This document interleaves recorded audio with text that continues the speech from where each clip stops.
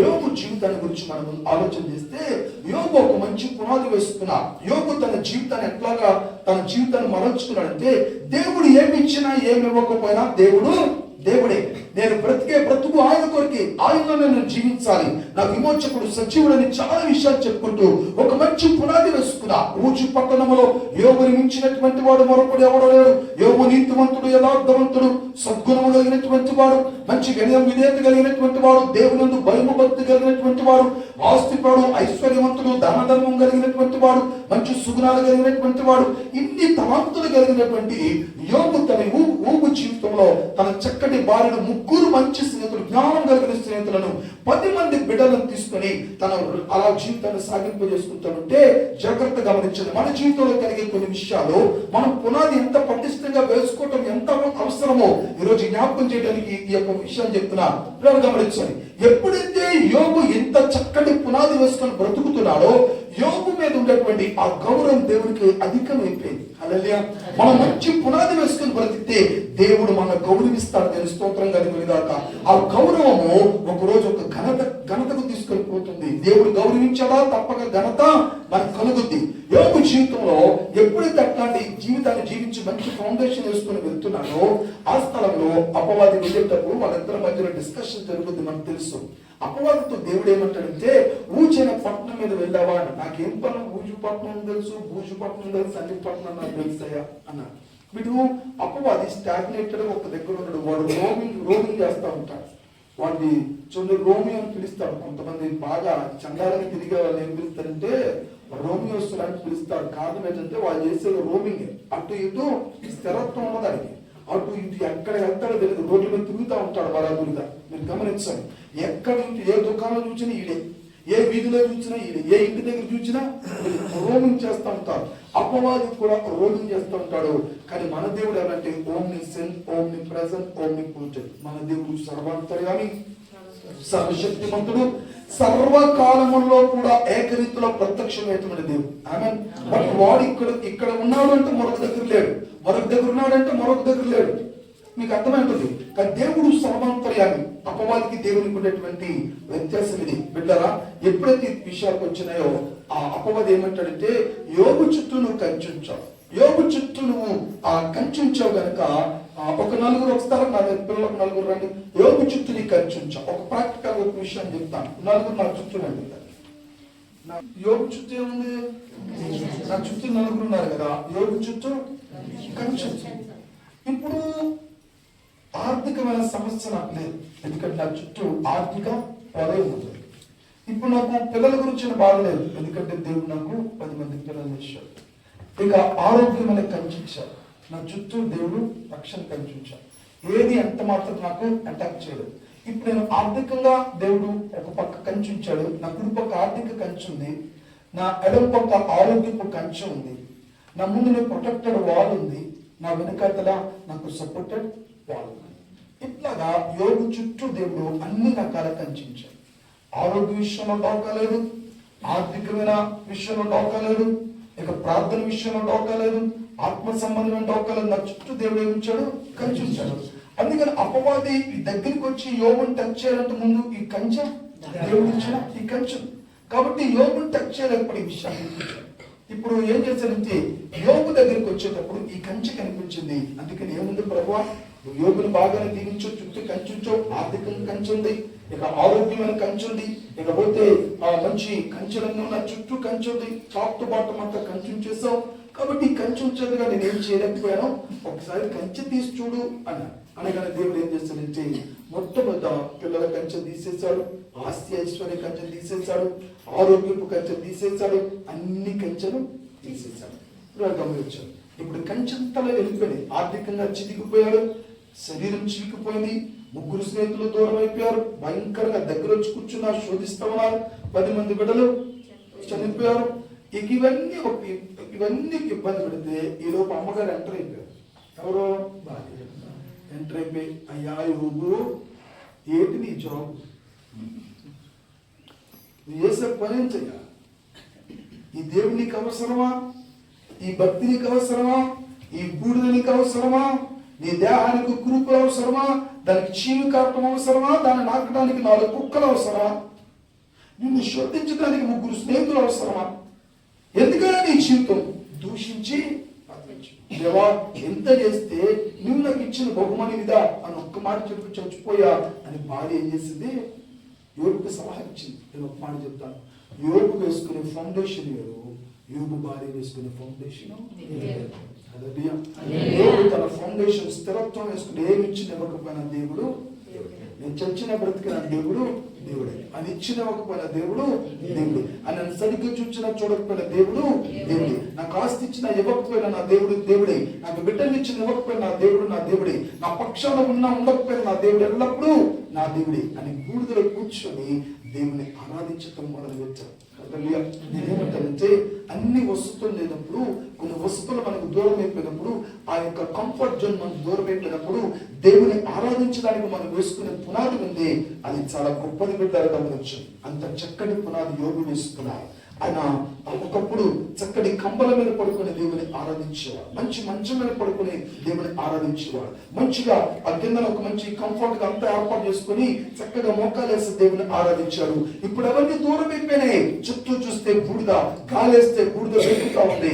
ఒక పక్క దేహం అంతా చిముకుపోయింది.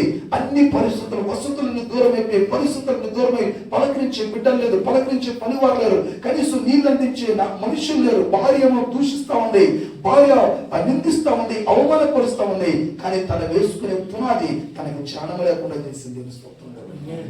యోగు ఎలాంటి పునాది వేసిందంటే, ఆ యెహోవా ఇచ్చేది యెహోవాయే తీసుకును, ఆయనకు మహిమ కలుగునుగాక, ఆయనకు ఘనత కలుగునుగాక, ఆయనకు ప్రభావం కలుగునుగాక. మూర్ఖురాలు మాట్లాడినట్టుగా మాట్లాడదు. నా దేవుడు ఏదైనా చేతుకు సామర్థ్యం కలిగినటువంటి వాడు. That is the great foundation. అది గొప్ప ఫౌండేషన్. మంచి పునాది వేసుకున్నా. యోగు జీవితంలో ఎంత పునాది వేసుకున్నాడంటే, నేను ఇందా చెప్పాను, వెహికల్ హైవే రోడ్లు వెళ్ళినప్పుడు ఎలా ఉంటుందో, కంకర్రాలు గతకరాల మీద వెళ్ళినప్పుడు అట్లాగా ఉంటుంది. యోగు కూడా అన్ని ఉన్నప్పుడు దేవుని ఏ రకంగా ఆరాధించేవాడు, ఏమీ లేనప్పుడు అదే రీతిగా ఆరాధిస్తున్నాడు. ఏమి అన్ని ఉన్నప్పుడు ఎట్లాగైతే కంబల మీద కూర్చొని ఆరాధించాడో, ఇప్పుడు బూడిదలో కూర్చొని ఆరాధిస్తున్నాడు. వసతులు దూరం అయిపోయినాయి, పరిస్థితులు దూరం అయిపోయినాయి, కూర్చొని స్థలం మారిపోయింది, ఆ లెవెల్స్ మారిపోయినాయి, పరిస్థితులు మారిపోయినాయి, ప్లేస్మెంట్ మారిపోయింది. కానీ ఆరాధన మాత్రము మారలేదు, సమర్పణ మారలేదు. ఈ శరీరం ఎట్లాగైతే మారలేదో, యోగు జీవితంలో సమర్పణ మారలేదు. తన వేసుకున్న పునాది ఎక్కడ కూడా బీటలు పట్టడం లేదు. జాగ్రత్తగా దేవుని ఆరాధించే క్రమంలో ఆయన ఎంతగా వృద్ధి చెందాడంటే, అన్ని పరిస్థితులు వేరైనా ఆయన మాత్రం దేవుని ఆరాధించడం. ఒక్క మాట చెప్పిన, అపవాది యొక్క శిరస్సును చెరగొట్టడానికి, అపవాదిని నాశనం చేయడానికి అప్పుడు యోగు బూడిదలో పునాది వేస్తారు. స్తోత్రం కలుగును. యోగు వేసుకునే పునాది ఎంత గొప్పదంటే, రాబోతున్న యేసుక్రీస్తు ప్రభు కాలంలో అపవాది యొక్క శిరస్సును చెరగదొక్కి అపవాదిని అవమానపరచడానికి యోగు ముందుగానే ఆత్మ సంబంధమైనటువంటి పునాది వేశాడు. ఆమేన్. నీకు అర్థమైంది అనుకుంటాను ఈ మాట. యోగు ఆత్మ సంబంధమైన పునాది వేశాడు అపవాదిని సిగ్గుపరచడానికి. విశ్వాసులు జోలికి వస్తే అపవాదికి ఎలాంటి అవమానం కలుగుద్దో ముందుగా తెలియజేయడానికి యోగు ఒక మంచి పునాది వేస్తాడు. దాని స్తోత్రం కలుగునుగాక. దేవుడు కూడా గమనించాలి. ఉంటే ఒకలాగా లేకపోతే మరొకలాగా ఉండేది. యోగు వారు ఎలాంటి పునాది వేస్తుంది?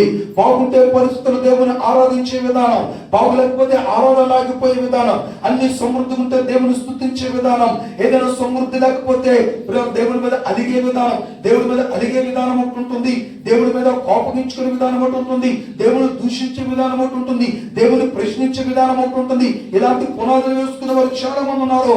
యోగు భార్య భయంకరమైన సిగ్గుపడింది. దేవుడు మూర్ఖురాలు మాట్లాడతావా? అన్ని ఇచ్చినప్పుడు దేవుడు, ఎదురైనప్పుడు దేవుడు, ఆయన పేరు ఏమైనా మారిపోతా, ఆయన బిరుదులు ఏమైనా మారిపోతాయా, ఆయన కెపాసిటీ ఏమైనా తగ్గిపోతుందా? ఎవరెడో కూర్చుంటారు వారు.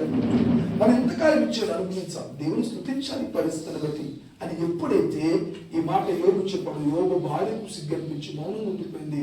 వీళ్ళ యోగు స్నేహితులతో మాట్లాడేటప్పుడు యోగు స్నేహితులు ఎన్నో చెప్పిన తను వేసుకున్న పునాది ఎక్కడ కూడా చెక్కు చెదరకుండా ఇచ్చేస్తారు. తర్వాత జరిగిన సంఘటన తెలుసు. యోగు రెండింతల ఆశీర్వదింపబడ్డాడు. యోగు రెండింతల ఆశీర్వదింపబడటానికి ముందుగా ఏం చేసుకున్నా, ఒక చక్కటి పునాది వేస్తుంది. యోగు మళ్ళా తన బిడ్డలు సంపాదించుకున్నారు. ఈరోజు నేనేమంటానంటే, ఒక తండ్రి ఒక మంచి పునాది వేసుకుంటే, ఒక తండ్రి ఒక మంచి పునాది వేసుకుంటే వారి బిడ్డల్ని సంపాదించుకోగలరు, ఐశ్వర్యాన్ని సంపాదించుకోగలరు, ఒక దీవెన సంపాదించుకోగలరు, సమస్తాన్ని కూడా సంపాదించుకోగలరు. నా ప్రియమైన బిడ్డలు గమనించాలి, కుటుంబాన్ని చక్కగా కట్టుకోగలరు. ఒక మంచి ఫౌండర్, ఒక మంచి ఫాదర్ తన పిల్లలకు ఒక మంచి ఫౌండేషన్ వేస్తారు, ఎడ్యుకేషన్ ఒక మంచి ఫౌండేషన్ వేస్తారు, మరి భక్తులకు మంచి ఫౌండేషన్ వేస్తారు, వాక్యంలో మంచి ఫౌండేషన్ వేసుకుంటారు. కొంతమంది మీరు చూడండి, వాక్యం మీద పునాది వేసుకునే వారు ఉంటారు, లోకం మీద పునాది వేసుకునే వారు ఉంటారు. కొంతమంది మిరాకిల్స్ అద్భుతాల మీద పునాది వేసుకునే వారు ఉంటారు. వారి జీవితాల్లో అద్భుతం జరిగితే చక్కగా బాగుంది అనుకుంటారు, అద్భుతం జరగకపోతే తిరిగి వెనక్కి వెళ్ళిపోతారు. కారణం దేని మీద వేసుకున్నారు? వాళ్ళు వాక్యంలో వేసుకోలేదు పునాది. దేని మీద వేసుకున్నారు? అద్భుతాల మీద వేసుకున్నారు, సూచక్రియల మీద వేసుకున్నారు. అందుకనే బిడ్డలు గమనించండి, యేసుక్రీస్తు ప్రభు కాలంలో వారు ప్రభుని నమ్మకపోవడానికి కారణం ఏంటంటే, వారు అద్భుతాలు మిరాకిల్స్ మీద ఆధారపడిపోయారు, మిరాకిల్స్ మీద వారి జీవితంలో పునాది వేసుకున్నారు. అందుకని కొన్ని స్థలాల విశ్వాసం లేనందుకు కొందరు జీవితాలు యేసు ప్రభు అద్భుతం చేయలేకపోయాడు. విశ్వాసం కలిగిన విశ్వాసం పునాది వేసుకున్న వారి జీవితంలో దేవుడు అద్భుతమైనటువంటి ఆశ్చర్యకరమైన కార్యాలు జరిగించాడు. కాబట్టి ఎప్పుడు మన ఫౌండేషన్ వర్డ్ మీద, వాక్యం మీద ఉండాలి తప్ప మన ఫౌండేషన్ ఎప్పుడు కూడా అద్భుతాల మీద, దేవుడు ఏదో చేస్తాడు అన్న దాని మీద ఎప్పుడు మనం ఫౌండేషన్ తెలుసుకోకూడదు. మీకు అర్థం కదా? యోగు భార్య దేవుడు ఏదో చేస్తాడని దాని ఫౌండేషన్ వేసుకుంది కనుక యోగు భార్య అవమానపరచబడింది. కానీ యోగు అట్లా కాదు, ఏమి ఇచ్చిన ఇవ్వకపోయినా దేవుడే. నాకు ఉద్యోగం ఇచ్చిన ఉద్యోగం రాకపోయినా, జాబ్ ఉన్నా జాబ్ లేకపోయినా, ఎల్లప్పుడూ దేవుడే. యోగుకు ఆస్తి లేకపోయినా, ఐశ్వర్యం లేకపోయినా ఎప్పుడు యోగు ఆరాధించే దేవుడు. అందుకని యోగుని దేవుడు అంతగా దీవించాడు. దేవుని మహిమ కలుగునుగా. రెండు మాటలు చెప్తే ముగిస్తాను. గమనించండి, రూతును ఒక్కసారి మీరు ఆలోచన చేయండి. రూతు చరిత్ర మనలో ప్రతి ఒక్కరికి తెలుసు. రూతు ఓర్పా తోటికోడలు ఇద్దరు కూడా, నయోమికి ఇద్దరు కూడా కోడలు, వీళ్ళిద్దరు తోటికోడలు. బిడ్డలు గమనించండి, ఎప్పుడైతే భర్తను పోగొట్టుకున్నారో ఓర్పా రూతు ఇద్దరు కూడా రెండు పునాదులు వేసుకున్నారు. ఓర్పా వేసుకునే పునాది వేరు, రూతు వేసుకునే పునాది వేరు. ఓర్పా తన జీవితంలో ఎలాంటి పునాది వేసుకుందంటే, ఆ పరిస్థితులకు అనుకూలమైన పునాది వేసుకుంది. పరిస్థితికి అనుగుణంగా ఒక పునాది వేసుకుంది. పరిస్థితులకి ఆమెను ఎట్లా తీసుకెళ్తాయో ఆ రకంగా పునాది వేసుకుంది. అత్తకు ముద్దు పెట్టింది, మళ్ళా తిరిగి ఆ మోయాబు ప్రాంతానికి వెళ్ళిపోయింది, ఆ లోకంలోకి వెళ్ళిపోయింది. బస్సు వేరే పెళ్లి చేసుకోవచ్చు, బిడ్డలు కావచ్చు, అన్ని జరిగిపోయాయి. కానీ రూతు ఒక మంచి పునాది వేసుకుంది. ఏంటో పునాది అంటే, నా అత్త ఆరాధించే దేవుడు తప్ప వేరే దేవుడు యూదుల దేవుడి మీద పునాది వేసుకుంది. ఆయన కలిగి ఉంటే సరిపోద్దునా, కానీ ఒక మంచి పునాది వేసుకుంది. ఆ దేవుని గురించి ఒక మంచి పునాది వేసుకుంది. ఆ యూదా బెత్లెహేమునకు ప్రయాణం చేసింది. నేనేమంటానంటే, ఓర్ప లోక సంబంధమైన ఆలోచన చేత ఆలోచించి బహుశా పెళ్లి చేసుకుని ఉండొచ్చు, బిడ్డల కన్నా ఉండొచ్చు, చిన్న చెప్పుకో ఆస్తిని ఐశ్వర్యాన్ని సంపాదించుకుని ఉండొచ్చు, మేడాబిడ్డలు సంపాదించుకుని ఉండొచ్చు, ఒక మంచి వివాహం చేసుకుని బిడ్డలు కానీ అంతా జీవితం వల్ల చక్కగా సాగింపు చేసుకుని ఉండొచ్చు. కానీ రూతు జీవితం అట్లా కాదు. రూతు వేసుకునే పునాది యేసుక్రీస్తు ప్రభు పునాది తీసుకుని రావడానికి వేసింది. లోకానికి ఒక చక్కటి రక్షణ తీసుకుని రావడానికి వేసుకుని పునాది. ఆమె దేవుడు ఏదైనా ఇచ్చారని ఒక మాట చెప్తాను. మనం మన తెలివితేటలతో మనం సంపాదించి, మన విద్యతో మనం సంపాదించి, మన బుద్ధులతో మనం సంపాదించుకుంటే కొంతవరకు మనం సంపాదించుకుంటాం. దేవుడు ఏదైనా ఇచ్చారని తెలివితోనే ఇస్తాడు. అబ్రహాము లోతు చూడండి, అడిగి సుడమ దొంగలని సంపాదించుకున్నాడు. అక్కడ ఏమనుందా? ఆయన వేసుకునే పునాది, అని వేసుకునే పునాది, ఆయన చేసినటువంటి ఆ యొక్క నిర్ణయం ఎంత తప్పు ఒకసారి ఆలోచించాడు. లోతు ఎంతగా అవమానపరచబడ్డాడు, తన పిల్లలు అంతా అవమానపరచబడ్డారు. తీసుకునే నిర్ణయం ఒక మంచి పునాది కనుక వేసుకుంటే ఎంత బాగుండేది. కాబట్టి ఆ లోతు కోరుకున్నాడు కనుక ఆ లోతైన విషయాలు, లోక సంబంధమైన ఆ లోతులను వెళ్ళిపోయాడు. కానీ అబ్రహం అట్లా మంచి పునాది తీసుకున్నాడు కదా. అట్లాగనే మనం కనుక ఆలోచన చేస్తే, ఈ రూతు ఎప్పుడైతే ఆ మంచి పునాది వేసుకుని యూదా బెత్లెహేముకి వచ్చిందో, యూదా బెత్లెహేములో మొట్టమొదట ఆమె అనుభూతి పరిగెను, ఏరుకోవటం, ఆ తర్వాత పరిగెను, తెంపుకోవటం. దేవుడు ఆమెను దీవించడం ప్రారంభిస్తే, ఏ ల్యాండ్లో అయితే ఆమె అడుగు పెట్టిందో ఆ ల్యాండ్ లేడీగా మారిపోయింది. ఆమె ఆ భూభాగంలో అడుగుపెట్టి ఆస్తిని సంపాదించుకుంది, మంచి భర్తను సంపాదించుకుంది, మంచి బిడ్డను సంపాదించుకుంది, తన అత్తకి ఒక బిడ్డను బహుమానం ఇచ్చేసింది. పిల్లలు గమనించండి, యేసుక్రీస్తు ప్రభు వంశాలకు ఒక పునాది వేస్తుంది, లోకాన్ని రక్షించడానికి ఒక పునాది వేస్తుంది. హల్లెలూయా. దావీదు వంశాలకు ఒక పునాది వేస్తుంది, బోరు వంశాలకు ఒక పునాది వేస్తుంది. యేసుక్రీస్తు ప్రభు యొక్క ఉన్నతమైనటువంటి రక్షణకు ఒక పునాది వేస్తుంది. ఒక మాటలో చెప్పాలంటే ఆమె తీసుకునేటువంటి ఆ నిర్ణయము ఆమె ఒక మంచి పునాది వేసేటట్టు చేశారు. స్తోత్రం కలుగునుగా. ఇప్పుడు మనం యేసుక్రీస్తు ప్రభు చరిత్ర ఎప్పుడైనా ఆ చరిత్ర పుటల్లోకి వెళ్తే దానికి చక్కగా గుర్తొస్తుంది. ఆమె వృత్తులో నుంచి ఒక మంచి చరిత్ర పునాది వేయబడింది. నా పిల్లలు గమనించింది, ఈరోజు మనము తల్లిదండ్రులుగా మన పిల్లలకు ఒక మంచి పునాది వేయాలి.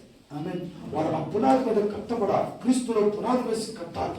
క్రీస్తులో ఒక మంచి పునాది వేసుకోవాలి. ఒక కుటుంబంలో ఒక మంచి పునాది వేసుకోవాలి. ఒక మంచి తండ్రి ఒక మంచి పునాది వేస్తాడు, ముందు చూపుతో ఒక పునాది వేస్తాడు, తన బిడ్డలు విద్యావంతులు చేస్తాడు, తన బిడ్డలకు మంచి మహత్తరమైనటువంటి ప్రణాళిక వేసుకుంటాడు, తన పిల్లల కొరకు కొన్ని చోట్ల ఆస్తిని సంపాదించుకుంటారు. కొంతమంది తమ బిడ్డల యొక్క మంచి తరం కొరకు ముందు చూపుతో ఎన్నో సంపాదించుకుని చక్కటి పునాదులు వేసుకుంటారు. పిల్లలు గమనించాలి, ఈరోజు మనము కూడా ఆత్మ సంబంధమైన ఒక మంచి పునాది వేసుకోవాలి. ఆత్మ సంబంధమైన మంచి పునాది వేసుకుందామా? ఆత్మ సంబంధమైన మంచి పునాది, చలించలేని ఒక మంచి పునాది, ఎలాంటి పరిస్థితులు వాటిల్లినా ఎక్కడ కూడా బెదరకుండా ఉండే ఒక మంచి పునాదిని వేసుకోవాలి. అందుకనే పునాది కనుక పాడైపోతే నువ్వెన్ని ప్రసంగాలు విన్నా కట్టుకోలేవు, జీవితాలు కట్టబడు. అందుకని చాలా మంది చాలా రకాలుగా వాక్యాలు వింటారు, కానీ కొంతమంది పునాది వేసుకొని కట్టబడతారు. ఆమేన్. హల్లెలూయా. కొంతమంది పునాది వేసుకొని కట్టుకుంటారు వారి జీవితాన్ని. కారణం ఏంటంటే అందరూ వాక్యాన్ని విన్నా వాక్యానుసారంగా పునాది వేసుకునే వారు చాలా సంఘానికి చాలా మంది యవనస్తులు వస్తారు. కానీ యవనస్తుల జీవితాలు ఎందుకు మార్పులు ఉండాలంటే వారి పునాది వేసుకోవాలి. కుటుంబాలు తల్లిదండ్రులు వస్తారు, కానీ వారు మంచి పునాది వేసుకోవాలి. ఇక్కడ మీరు కూర్చునే విధానం ఒక పునాది వేసేటట్టు ఉంటుంది. మీరు దేవుని వాక్యాన్ని వినే విధానం ఒక పునాది వేసేటట్టు ఉంటుంది. మీ పిల్లలకు ఒక మంచి భవిష్యత్తు ఇవ్వాలంటే మొదట మీరు ఒక మంచి పునాదులుగా మారిపోవాలి. యేసుక్రీస్తు ప్రభు మూలరాయి అయి ఆయన పునాది అయి ఉండగా ఆ క్రీస్తు అనే పునాది అయిన ఆ బండ మీద మన జీవితాలు కట్టుకోవాలి. అందుకనే క్రీస్తు యేసు మనకి పునాది ఉండాలి. ఆయన మన ఫౌండర్ కంటే ఆ పునాది మీద మనం కూడా పునాది వేసుకుని కట్టుకుంటే మన జీవితాలు చాలా పటిష్టంగా ఉంటాయి. గమనించిన ఒక మంచి ఫౌండర్. నేను ఒక్క మాట చెప్పి ముగిస్తాను. వచ్చినప్పుడు మేము చదువుకున్న ఆ రోజుల్లో శ్యామ్ అనే కుర్రాడు ఉండేవాడు. వాళ్ళు అల్లరగా ఉండేవాడు, పిల్లలు కదా అల్లరగా ఉండేవాడు. వాడు బాగా విచిత్రమైన అల్లరితో ఉండేవాడు, చిన్న చిన్న దొంగతనాలు చేసేవాడు. అయితే ఒకరోజు మేము వాళ్ళ అమ్మగారి దగ్గర ట్యూషన్ చదువుతుంటాం. ట్యూషన్ చెప్తా ఉంటుంది. మేము ఇప్పుడు ట్యూషన్ చదువుతాం, 4-5 క్లాసులు చదువుతున్నాం. ఈలోపు వాడు ఈ చిన్న కొత్తిమీర ఉంటుంది కదా, కొత్తిమీర అప్పుడు 5 పైసలు 10 పైసలు కొత్తిమీర అది దొంగతనం చేసి తీసుకుంటే మేము అందరం నిలబడ్డాం. మాట్లాడి ఆ కాలు కింద నుంచి కొత్తిమీర కట్ట తీసుకొచ్చేసాడు. తీసుకొచ్చిన తర్వాత ఘనకారులకు తల్లిదండ్రులు తీసుకొని వచ్చాడు. ట్యూషన్లో స్టార్టర్ బాగా చిన్నప్పుడు ట్యూషన్ అని మాకు ఆ రోజు లేదు. మేమందరం మొత్తానికి వెళ్ళిన తర్వాత మా దొంగతనం చేసుకొని వచ్చి ఆవిడకి ఇచ్చేసాడు. ఆ దొంగతనం చేసి తీసుకొచ్చి నాకు కట్టిస్తే ఏం చేయాలి, ఎక్కడ రా మామ అమ్ముతుందమ్మా ఎవరు చూడకుండా తీసుకొని వచ్చేసాడని చెప్పాడు. చెప్తే ఏం చేయాలి, తప్పుడు అలా చేయకూడదని చెప్పాలా. శబాష్ బేట, శబాష్ అని ఏం చేసింది, వాడు టీకై తూరుకుంటే టేక్ మంత్ అయిపోయింది. ఆ తర్వాత కొన్ని రోజులు పోయిన తర్వాత ఎవరు మట్టుకను పెద్దవాళ్ళు అయిపోయి అక్కడక్కడ సెటిల్ అయిపోయాం. కొన్నాళ్ళు పోయిన తర్వాత పాత తర ఫ్రెండ్స్ కనపడితే నేను అడిగాను, అదే మన శ్యామను పిల్లడు ఉండేవాడు కదా, ఎందుకు ఆడెక్కడున్నాడు అంటే ఆడెక్కడున్నాడు రా, రాజమండ్రి సెంట్రల్ జైల్లో ఉన్నాడు అన్నట్టు. ఏంటంటే ఒక దొంగతనం చేసి ఒక మర్డర్ కేసులు ఇరుక్కొని ఆడు సెంట్రల్ జైల్లో ఉన్నాడు రా అన్నాడు. నేను అప్పుడే ఆ తల్లి కనుక వాడికి చక్కటి పునాది వేస్తుంటే ఎంత బాగుండేది. నా లైఫ్లో కొన్ని ఇష్టం చెప్తాను గమనించి. నేను అదే ఆ 4వ క్లాస్ చదువుతున్న అదే కాలంలో మా అమ్మగారు స్కూల్లో హిందీ పండించారు. మా అమ్మగారు 7th క్లాస్ హిందీ టీచర్కి క్లాస్ చెప్పేటప్పుడు నన్ను ఒకసారి అమ్మతో పాటు క్లాస్కి వెళ్ళిపోయాను. నేను పెద్ద క్లాస్ అక్కడ కూర్చున్నాను. పిల్లలకు ఒక వైట్ పెన్ అండి, అప్పుడు ఈ ball pens ink pen white colour cap, ఇప్పటికే నాకు గుర్తు బాగా వైట్ క్యాప్ పెన్ మొత్తం వైట్ కలర్ చాలా బాగుంది వైట్ కలర్. నేను ఆ పెన్ తీసి ఏం చేశానంటే ఒక అక్కద పెన్ను 7th క్లాస్ చదువుతుంది ఒక అమ్మాయి ఆ పెన్ తీసి నా బూట్లో ఈ ప్యాంట్లో దోపేసుకున్న పెన్ దోపేసుకుని షర్ట్ గిట్టని చేస్తే పాప మా అమ్మాయి అందరూ పేదవాళ్ళే కదా, గవర్నమెంట్ స్కూల్ చదువుకునే వాళ్ళు, ఏడుస్తూ ఉంది. మా డాడీ మా కొట్టేస్తారు టీచర్, నాకు ఆ పెన్ ఎవరు తీసారు అందరూ అడుగుతుంది అమ్మ, నన్ను తప్ప నేను చేసిన అనుకోదు కదా, అందరిని అడుగుతుంది ఎవ్వరు. అమ్మాయి భయంకరంగా ఎడుతుంది, కానీ నాకు కఠినమైపోయిన గుండె కరగల. మొత్తం దాని చేసుకుని ఇంటికి వచ్చిన తర్వాత మా అమ్మకు చూపించాలి. చూపించిన తర్వాత అమ్మ కొట్టలేదు, తిట్టలేదు, ఏమనలేదు. నాన్న అక్క ఏడ్చింది కదా, చూసావు కదా, ఎందుకు ఏడ్చింది? ఆ నాన్న కొడతాను ఏడ్చింది. ఇప్పుడు ఇంటికి వెళ్ళిన తన నాన్న ఎంత కొట్టేస్తాడో, ఎంత పని చేస్తారా పాపం, ఆ అక్కని ఎంత కొట్టేస్తారో ఒకసారి ఆ దెబ్బ ఇంటికి కారణం నువ్వే కదా, ఒకసారి ఆలోచించినాను. అక్క అలా దెబ్బలు తగలటం, పేదోళ్ళు కదా, అట్లా ఒక మనం ఆశించొచ్చా అని ఆ చిన్న వయసులో మా తల్లి ఏం చేసింది, ఒక మంచి పునాది వేసింది. ఎప్పటికీ దేవుడు ఆ పునాది మీద కట్టుకోవడానికి కొట్టించాడు. ఎప్పటికీ మా తల్లి గురించి నేను జ్ఞాపకం చేసుకుంటున్నాను. కాలం ఏంటంటే ఆమె మంచి పునాది వేసింది. ఈరోజు తల్లిదండ్రులుగా మన పిల్లలకి మంచి పునాది వేస్తే మనం బ్రతుకున్నా, మనం బ్రతకలేకపోయినా, మనం పరలోకంలో ఉన్నా, లేకపోతే ఇంకా సజీవులకి ఈ భూమి మీద ఉన్నా, మన పిల్లలు ఆ తల్లిదండ్రుల యొక్క ఆ పునాదుల గురించి జ్ఞాపకం చేసుకుంటారు. కొన్ని కుటుంబాలు జీవితాలు పాడు చేసుకునేవారు, కుటుంబాలు పాడు చేసుకునేవారు, విచ్ఛిన్నం చేసుకునేటువంటి దేవుని భయం లేక, భక్తి లేక, సొంత నిర్ణయాలు, తప్పుడు నిర్ణయాలు చేద్దాం కుటుంబాన్ని పాడు చేసుకునే వారు చాలా మంది ఉంటారు. ఆ బిడ్డలు ఎంత అన్యాయమైపోతారో ఒకసారి మీరు చూడాలి. ఆ తల్లిని తండ్రిని గౌరవించగలరా? మా తండ్రి ఒక మంచి స్కిల్డ్ నాలెడ్జ్ కలిగినటువంటి వ్యక్తి, మా తండ్రి ఒక మంచి ఫౌండర్, మాకు ఒక మంచి ఫౌండేషన్ వేశాడు అని ఎంతమంది పిల్లలు తల్లిదండ్రుల గురించి చెప్పుకోగలరు? ఈరోజు మన అబ్రహాం గురించి చెప్తున్న, అబ్రహాం మంచి పునాది వేశాడు, ఇషాకు మంచి పునాది వేసుకున్నాడు, యాకోబు మంచి పునాది వేసుకున్నాడు. ఎలా దేవుని దగ్గర నుంచి సాధించాలని, సంపాదించాలనే విషయంలో ఒక మంచి పునాది వేసుకున్నాడు. అట్లాగే మన పితరులు రూట్ ఒక మంచి పునాది వేసుకుంది, అట్లాగే మన పితరులు ఒక మంచి పునాదులు వేసుకున్నారు. చాలా చరిత్ర మనకు తెలుసు, చాలా విషయాలు మనకు కనబడతాయి బైబిల్లో. అబ్రహాం వేసుకునే పునాది వేరు, లోతు వేసుకునే పునాది వేరు. లోతు వేసుకునే పునాదం లోకంలో కలిసిపోయింది, అబ్రహాం వేసుకునే పునాది లోక రాజ్య వారసులుగా మళ్ళీ మార్చింది. ఒక మంచి తెలివైన వ్యక్తి ఒక మంచి పునాది వేసుకోవాలి. ఆమె యోగు వేసుకునే పునాది పోగొట్టుకున్న తన పిల్లల్ని తిరిగి సంపాదించుకునేది తెలిసింది. కోల్పోయినవని రెండెత్తలు సంపాదించుకునేది. ఒక తెలివైన వాడు ఎప్పుడు కూడా దేవుడి మీద పునాది వేసుకుంటే వాడి జీవితం కోల్పోయిన వాళ్ళని తిరిగి రిస్టోరేషన్ అవుతాయి. Because our God is the restorer. తిరిగి మనకు అనుగ్రహించే దేవుని మనం ఆరాధన చేస్తున్నాం. కాబట్టి కాలానుగుణంగా మనం మారద్దు, దేవుని మీద ఆధారపడబడి నిరీక్షణ కలిగి జీవించాలి. నిరీక్షణే మన పునాది, ప్రార్థన మన పునాది, భక్తి మన పునాది, పరిశుద్ధత మన పునాది, వాక్యం మన పునాది, అద్భుతాలు మన పునాది, ఐశ్వర్యం, ఆత్మ సంబంధమైన ఐశ్వర్యం మన పునాది, నీతి మన పునాది, నీతిమంతుడైన క్రీస్తు మన పునాది, పరిశుద్ధతే మన పునాది, యథార్థత మన పునాది, ఆయన భయభక్తుల పునాది. ఇది ఎప్పుడైతే ఈ పునాది మీద మనం కట్టబడతామో మన జీవితాలు ఆటోమేటిక్గా వైభవాత్మకంగా మారిపోతాయి. వైభవంతో దేవుని నింపుతాడు. అలాగే దేవుని కొద్ది మాటలను దీవించుకోగలరు.